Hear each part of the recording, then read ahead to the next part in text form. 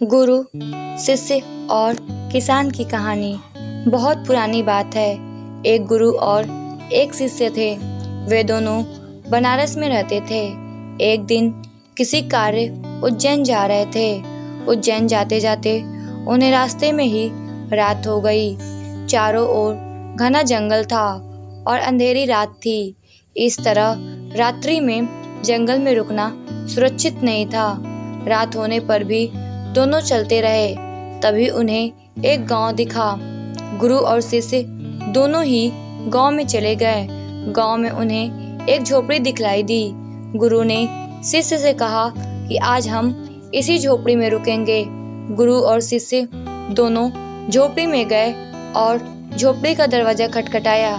झोपड़ी से एक गरीब आदमी बाहर आया और गुरुजी उस व्यक्ति से बोले, हम दोनों बहुत दूर से आ रहे हैं और रात्रि अधिक हो गई है। जंगल में रहना खतरे से खाली नहीं है, इसलिए हम रात्रि में यहाँ रुकना चाहते हैं। वह व्यक्ति गरीब अवश्य था, किंतु दिल से बहुत नेक इंसान था। उसने सम्मान पूर्वक गुरु और शिष्य को झोपड़ी के अंदर बुलाया और उन्हें स्वादिष्ट भोजन करवाया और रात्रि में सोने के लिए बिस्तर भी लगा दिए। भोजन करने के पश्चात गुरुजी ने उस गरीब व्यक्ति से पूछा, तुम्हारा घर तो बहुत छोटा है, किंतु तुम दिल के बहुत धनवान हो। तुम्हारी रोजी रोटी का साधन क्या है?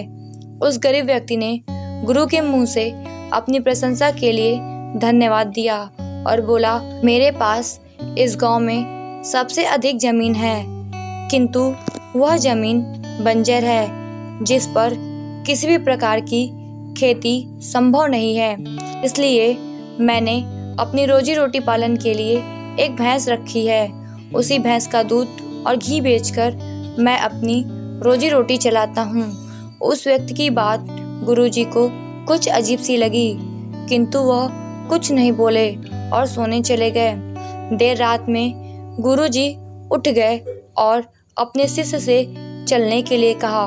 दोनों गरीब व्यक्ति को बिना बताए घर से निकल गए और जाते जाते गुरुजी उसकी भैंस को अपने साथ ले गए।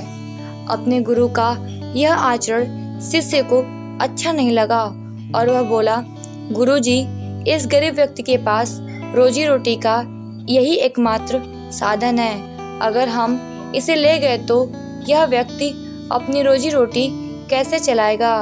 अपने शिष्य की ऐसी बातें सुनकर गुरुजी मंद मंद मुस्कुराए और शिष्य से बोले, आज से ठीक 10 वर्ष पश्चात तुम इसी स्थान पर आना और इस व्यक्ति से फिर से मुलाकात करना।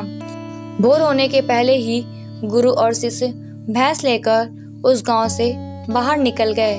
धीरे धीरे कई वर्ष बीत गए। 10 वर्ष बीतने के पश्चात चेले को गुरुजी की बात याद आई कि उसे फिर से गरीब व्यक्ति के घर जाना है। शिष्य फिर से उसी गांव गया। गांव जाते ही उसने देखा कि जिस स्थान पर झोपड़ी थी, ठीक उसी स्थान पर एक आलीशान मकान बना हुआ है। यह देखकर उसे बड़ा आश्चर्य हुआ। शिष्य मकान मालिक से मिलना चाहता था। जैसे ही शिष्य मकान के पास गया, उसने उसी गरीब व्यक्ति को देखा, किंतु इस बार गरीब व्यक्ति बहुत अच्छे कपड़े पहने हुआ था और देखने में बहुत ही संपन्न प्रतीत हो रहा था। शिष्य उस व्यक्ति के पास पहुंचा और बोला, क्या आपने मुझे पहचाना?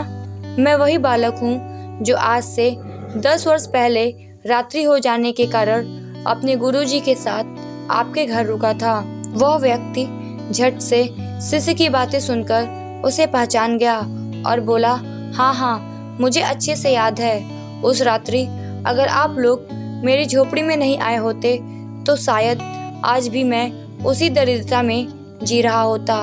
उस रात आपके जाने के बाद मेरी भैंस भी कहीं चली गई थी और मेरे रोजी रोटी के लाले पड़ गए थे।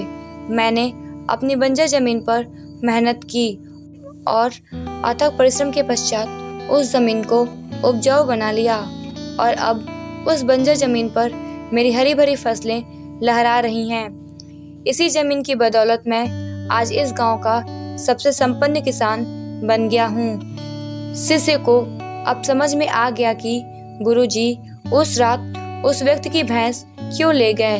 शिष्य के मन में अब अपने गुरु के लिए पहले से भी कई गुना अधिक सम्मान था। दोस्तों, गुरु और शिष्य की कहानी से हमें यह शिक्षा मिलती है कि गुरु द्वारा लिए गए निर्णय देखने में भले ही कठोर लगें, किंतु वो लोगों की भलाई के लिए ही उठाए जाते हैं। दोस्तों, अगर आप लोगों को यह कहानी अच्छी लगी तो इस वीडियो को लाइक कीजिएगा और ऐसे ही और कहानियाँ सुनने के लिए इस चैनल को सब्सक्राइब कीजिएगा। धन्यवाद।